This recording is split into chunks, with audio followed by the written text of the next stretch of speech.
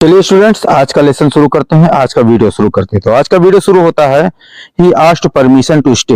ही asked मतलब उस red trap seller ने पूछा, परमिशन मांगी कि वो यहाँ रुक सकता है। And the master blacksmith nodded a haughty consent without honouring him with a single word.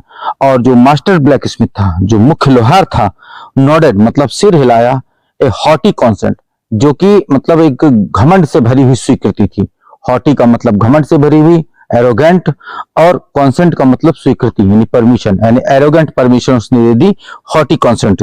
Without honouring him with a single word, बिना उसके सम्मान में एक भी शब्द बोले, मतलब उसका उसने स्वागत नहीं किया, बस एक गर्वीली सी स्वीकृति दी और कहा जाके सो जा। Tramp did not say anything. और उस जालसाज ने, ट्रैम्प का मतलब हुआ जालसाज, आवारा जो घूमते रहते हैं, वैसे जालसाज, तो जालसाज ने कुछ भी नहीं कहा। आइदर इस पर उसने कुछ कहा नहीं। He had not come there to talk, only to warm himself and sleep। वो वहां पर बात करने के लिए नहीं आया था। He had not come there to talk, उसने वहां पर वो बात करने के लिए नहीं आया था, बट बल्कि only to warm himself and sleep, वहां पर केवल अपने आप को गर्म करने के लिए और सोने के लिए आया था। इसलिए उसने इस बात पे कोई ध्यान नहीं दिया और जाके वहां पे लेट गया। In those days, the Ramzo's iron mill was owned by a very prominent iron master। उन दिनों जो रामजो की जो लोहा मिल थी, लोहे की फैक्ट्री थी, वो एक प्रोमिनेंट आयरन मास्टर, बहुत ही महत्वपूर्ण, बहुत ही प्रसिद्ध आयरन मास्टर द्वारा ओन्ड की जा रही, मतलब उसका मालिक एक बहुत ही प्रसिद्ध और बहुत ही महत्वपूर्ण लोहार था। Whose greatest ambition was to ship out good iron into the market, जिसका एक महत्वपूर्ण लक्ष्य था कि जो मार्केट में जो लोहा भेजे वो सबसे अच्छी क्वालिटी का हो, सबसे बेस्ट क्वालिटी का हो, यही उसका एम्बिशन था। और अपनी फैक्ट्री में ऐसे ही काम करवाना चाहता था कि उसकी फैक्ट्री से जो भी सामान निकले बहुत ही बेस्ट क्वालिटी का निकले। He watched both night and day to see that the work was done as well as possible.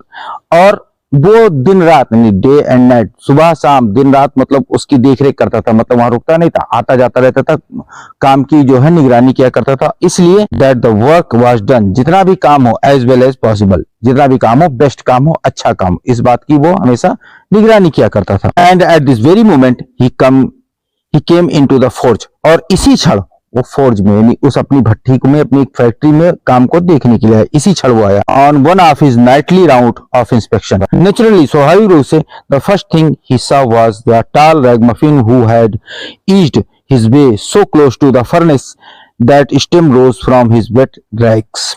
और स्वाभाविक रूप से उसने सबसे पहले निगाह उसकी कहां पड़ी, वो जो रैग मफिन यानी जो आवारा था, जो चीथड़े में लपटा हुआ जो घुमक्कर था, रेड ट्रैप सेलर था, हु हैड ईज्ड, जिसने अपने आप को आसान कर लिया था, सरका लिया था, his way to so close to the furnace, अपने आप को भट्टी के सामने इतना ज्यादा, इतना क्लोज कर लिया था, दैट की steam rose from his wet rag, कि उसके गीले कपड़ों से जो भाप थी वो उड़ रही थी।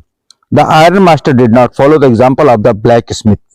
और जो वो लोहे का व्यापारी था, यानी लोहे का जो उस मिल का मालिक था, उसने अपने जो लोहार की तरह का एग्जाम्पल प्रस्तुत नहीं किया, मतलब उससे लोहार ने किया था कि उसने कोशिश भी नहीं की थी कि ये व्यक्ति कौन है, क्यों आया है, बस उसे परमिशन दे दी सोने के लिए। लेकिन जो लोहे का व्यापारी था उसने इस चीज को नहीं किया, वो उस चीज को, मतलब वो व्यक्ति को जांचना चाहता था। Who had hardly designed to look at the stranger, अब ये लोहार के बारे में कही गई है कि जिसने बहुत ही मुश्किल से, बहुत ही कठिनाई से उस व्यक्ति को देखने की कृपा की थी। मतलब जैसा इसमें आप अभी तक आप लोग पढ़ते आए कि वो लोहार जो था उसने लगभग उस रेड ट्रैप सेलर को देखा तक नहीं था और उसे परमिशन दे दी थी कि वो वहां पे रुक जाए। He walked close up to him, वो उसके पास तक गया, looked him very carefully, उसे बहुत ध्यानपूर्वक देखा, then tore off his slouch hat to get a better view of his face, और तब उसने अपने स्लाउज मतलब एक टोप लगा रखा था, उस टोप को यानी उस हैट को निकाला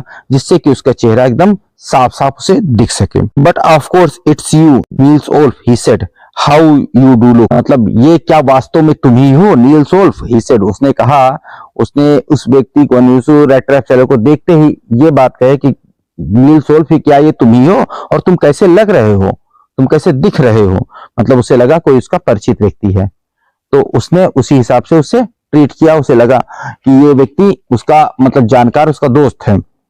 the man with the red trap had never before seen the iron master at the Ramjo, और जो रेड ट्रैप सेलर था वो तो कभी उसे मिला नहीं था। The man had never seen the iron master of at the Ramjo, मतलब उस आयरन मास्टर जो रामजो के जो लोहार था, मुख्य लोहार था, यानी कि जो मिल मालिक था, उस मिल मालिक को उस रेड ट्रैप चूहेदानी बेचने वाले तो कभी देखा नहीं था, and did not even know what his name was, और यहाँ तक कि वो उसका नाम तक नहीं जानता था। मतलब वो जो रेड ट्रैप सेलर था उस मिल मालिक से पूरी तरह से अनभिज्ञ था, अनजान था। मतलब वो ना उसे पहचानता था ना उसका नाम जानता था। But it awkward to him, लेकिन तुरंत ही उसके दिमाग में एक विचार कौन था, क्योंकि सातिर तो था ही, जालसाज तो था ही, तो उसके दिमाग में तुरंत ही एक बात कौन थी, that if the fine gentleman thought he was, यदि वो ये जो भद्र व्यक्ति ये सोचता है कि वो एन ओल्ड एक्वेंटेंस, वो उसका पुराना परिचित है, it might perhaps throw him a couple of kronor, ऐसा हो सकता है कि उसे 1-2 क्रॉनर की रकम वैसे दे दे, उसकी परेशानी, उसकी गरीबी को देखते हुए। मतलब उसने सोचा कि अच्छा हुआ, चलो ये मुझे नहीं पहचान रहा है, सोच रहा मैं इसका कोई परिचित हूं, और ऐसा होने से मेरी स्थिति, मेरी परेशानी को देखते हुए जो 1-2 क्रॉनर की रकम मुझे वैसे ही निकाल के दे दे कि लाओ ले जाओ, अपने हालत को दुरुस्त करो। Therefore he did not want to undeceive him all at once, और ना ही जो रेड ट्रैप था वो उस मिल मालिक के जो धोखे को अभी दूर नहीं करना चाहता था, असलियत बता के कि वो उसे नहीं जानता, नहीं पहचानता है, ये बता के उसके धोखे को दूर नहीं करना चाहता था, क्योंकि वो उससे लाभ कमाना चाहता था। तो उसने कहा, हाँ, God knows things have gone downhill with me, उसने कहा कि ईश्वर ही जानता है कि मेरे साथ क्या हुआ, मेरी जो स्थिति है कितनी तेजी से नीचे गई, कितनी तेजी से मेरे सामने समस्याएं खड़ी हुई। You should not have resigned from the regiment, said the iron master. उस मिल मालिक ने कहा कि तुम्हें फौज से रिजाइन नहीं करना चाहिए, इस्तीफा नहीं देना चाहिए। रेजिमेंट का मतलब है फौज, तो तुम्हें फौज से इस्तीफा नहीं देना चाहिए था। That was the mistake, वो तुम्हारी गलती थी। मतलब वो बताया कि तुम फौज में थे, तुम्हें फौज से इस्तीफा नहीं देना चाहिए, तुमने गलत किया था इस्तीफा देकर। If only I had still been in the service at the time, it never would have happened. और यदि उस समय मैं नौकरी में होता, नहीं उस समय मैं फौज में होता, तो ऐसा कभी नहीं होता। मतलब वो बता रहा है कि मैं तुम्हें कभी इस्तीफा देने नहीं देता, तुम्हें नौकरी करनी पड़ती, पूरी करनी पड़ती, और तुमने नौकरी छोड़ दी, इसलिए तुम्हारी ये हालत है। Well now of course you will come home with me, लेकिन अब तुम मेरे साथ मेरे घर चलोगे। उसने सीधा सीधा ऑफर दे दिया कि तुम मेरे साथ मेरे घर चलोगे। Go to along up to the manor house and be received by the owner like an old regimental comrade, that however did not please the tramp। मतलब उस मैनर, मतलब जमींदार के घर पे जाना, एंड रिसीव्ड और प्राप्त करना, द ऑनर उस सम्मान को, एन ओल्ड रेजिमेंटल कॉमरेड मतलब उसके जो फौज के किसी साथी की तरह वहां पे अपने आप को सम्मानित करवाना, और उसके घर जाना। That however did not please the tramp, इस बात में उस ट्रैम्प ने, उस जो घुमक्कड़ था, ट्रैप सेलर था, उसे खुश नहीं किया, वो वहां पे जाना नहीं चाहता था। No I couldn't think of it, he said, उसने कहा मैं इस बारे में नहीं सोच सकता था। लुकिंग क्वाइट अलार्म्ड, मतलब वो बिल्कुल पूरी तरह से सतर्क दिख रहा था। अलार्म्ड का मतलब वो सतर्क, वो पूरी तरह सतर्क दिख रहा था, और वो उसने कहा कि मैं इस बारे में नहीं सोच सकता हूं। He thought of the 30 क्रॉनर, वो अपने जो 30 क्रॉनर जो उसने क्रॉफ्टर से चुराए थे उसके बारे में सोचा था, कहीं वो भी उसकी जेब से न चले जाए। To go up the manor house would be like throwing himself voluntarily into the lion's den, और उस जमींदार के घर पे जाना ऐसा होगा, would be like ऐसा होगा, throwing himself अपने आप को फेंक देना, voluntarily स्वेच्छा से, into the lion's den एक शेर की गुफा में। मतलब उसने सोचा कि अपने मन से इसके बुलाने से इसके घर चले जाने का मतलब ये होगा कि अपने आप को स्वेच्छा से उठा के शेर की मांद में फेंक देना। यानी उसे जो आयरन मास्टर का घर उस शेर की मांद लग रहा था। क्यों? क्योंकि वो एक चोर था, उसने पैसा चुरा रखा था, और उसने सोचा कहीं अगर मैं इसके घर गया और इसको सच्चाई का पता चला तो कहीं मुझे पुलिस से न पकड़वा दे, पुलिस से पकड़वाएगा तो क्रॉफ्टर भी आएगा, वो भी अपने पैसे लेकर चला जाएगा। He only wanted a chance to sleep here in the forge and then sneak away as inconspicuously as possible। मतलब वो केवल इस फोर्ज में, इस भट्टी के सामने केवल सोने का एक मौका चाहता था, एंड देन स्नीक, और तब सड़क जाना चाहता था, एज इनकॉन्सिक्वेंसली एज पॉसिबल, जितना संभव हो सके उतना चुपचाप वहां से बिना किसी को बताए वहां से सड़क जाना चाहता था। इनकॉन्सिक्वेंसली का मतलब हुआ बिना किसी को पता लगे, बिना किसी को जानकारी हो, वहां से चुपचाप भाग जाना चाहता था। The iron master assumed that he felt embarrassed because of his miserable clothing, और आयरन मास्टर को इस बात को, मतलब ये बात कौन थी कि वो अपने आप में, मतलब वो शर्मिंदा हो रहा है। इम्ब्रेस्ड का मतलब शर्मिंदा हो रहा है। क्यों? बिकॉज हिज मिजरेबल क्लॉथिंग, क्योंकि उसके कपड़े जो है चीथड़े हैं, फटे पुराने कपड़े हैं, तो उन कपड़ों के कारण वो अपने आप को उसके घर जाने में शर्मिंदा महसूस कर रहा है।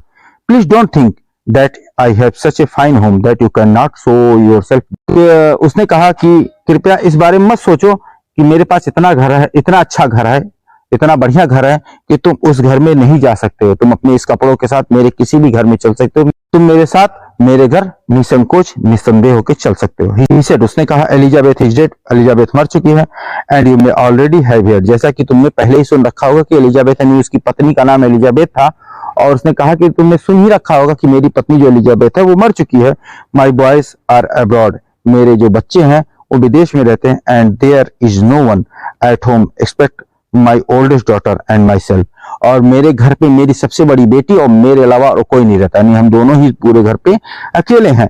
वी वर जस्ट सेइंग, हम लोग अभी अभी कह रहे थे that it was too bad, कि बहुत बुरा है। We did not have any company for Christmas, कि हम लोगों के पास इस क्रिसमस पे साथ देने के लिए साथी कोई नहीं है। उसने बताया कि हम लोग अभी अभी अपनी बेटी से हम दोनों आपस में बातें कर रहे थे कि ये हम लोगों के साथ बहुत बुरा हुआ कि इस क्रिसमस पे केवल हम ही दो लोग हैं, हम लोगों के अलावा हमारे साथ और कोई नहीं कि जो क्रिसमस हम लोगों के साथ मिलकर मना सके। नाउ अब come along with me and help us make the Christmas food disappear little faster. उसने कहा मेरे साथ चलो, कुछ नहीं मेरे साथ चलो, क्रिसमस के भोजन को कुछ अधिक तेजी से खत्म करने में हमारी सहायता करो। उसने कहा कि क्रिसमस का भोजन जल्दी जल्दी खत्म कराओ, मेरे साथ चल के हम लोगों के साथ क्रिसमस मनाओ, क्रिसमस का खाना खूब छक के खाओ। But the stranger said no and again no, and the iron master saw that he must give in, और उसने मतलब वो अजनबी व्यक्ति था, वो बार बार इनकार करता रहा, वो नहीं कहता रहा नहीं मैं नहीं जाऊंगा नहीं जाऊंगा नहीं जाऊंगा। इस पर जो आयरन मास्टर था वो गिव इन मतलब उसने हार मान ली। It looks as though captain von Schiele prefer to stay with you tonight Stan Storm, he said to the master blacksmith, मतलब उसने अपने जो मास्टर ब्लैक मुख्य लोहार से बुला के कहा स्टैन स्टॉर्म, ऐसा लगता है कि कैप्टन वॉन शिले तुम्हारे साथ आज की रात रुकना चाहते हैं। उसने ये बताया कि ये अब घर नहीं जाना चाहते, ऐसा लगता है कि ये तुम्हारे साथ घर यहीं पे रुकेंगे। But he laughed to himself and went away, लेकिन वो अपने मन में ही अपने आप पर ही हंसे और चले गए। And the black Smith who knew him, और वो जो लोहार था जो उन्हें अच्छी तरीके जानता था, अंडरस्टूड, ये बात समझ गया, वेरी वेल बहुत ढंग से समझ गया, that he had not said his last word, उन्होंने अभी तक अपने अंतिम शब्द नहीं कहे। अर्थात उसने कहा, मतलब यहाँ पे लेटर के लिखने का मतलब ये है कि ब्लैक स्मिथ जो अपने मालिक को अच्छी तरीके जानता था, वो इस बात को अच्छी तरीके जानता था कि मेरे मालिक इतनी जल्दी हार नहीं मान सकते हैं, और उन्होंने अभी हार नहीं मानी है, वो इस रेड ट्रैप सेलर को अपने घर जरूर लेकर जाएंगे। It was not more than half an hour before they had heard the sound of carriage wheels outside the forge, और आधे घंटे भी नहीं बीते थे कि उन्होंने फोर्ज के बाहर एक बड़ी गाड़ी यानी कि एक घोड़ा गाड़ी रुकने की आवाज सुनी। एंड अ न्यू गेस्ट कम इन, और एक नया व्यक्ति, एक नया मेहमान अंदर आया। But this time was not the iron master, लेकिन इस बार वो आयरन मास्टर नहीं था। तो ये पार्ट यहीं पे खत्म होता है। उस समय फोर्ज में कौन आया था? क्या वो पुलिस वाले थे जो उसे गिरफ्तार करने के लिए आए थे, या वो क्रॉफ्टर था जो अपने पैसे वापस लेने आया था? किसे भेजा होगा आयरन मास्टर ने अपनी फोर्ज में कि जाओ और उस व्यक्ति को लेकर आओ? क्या होगा उस रेड ट्रैप सेलर के साथ, ये तो आपको अगले पार्ट में पता लगेगा, और अगला पार्ट जल्द ही आपके सामने लेकर हाजिर होऊंगा। अगर वीडियो पसंद आ गया हो तो लाइक कर दीजिए, साथ ही साथ चैनल को सब्सक्राइब नहीं किया तो अभी कर लीजिए, और मिलता हूं अपने अगले वीडियो लेक्चर में। तब तक के लिए keep watching, keep learning, take care, thank you and bye bye.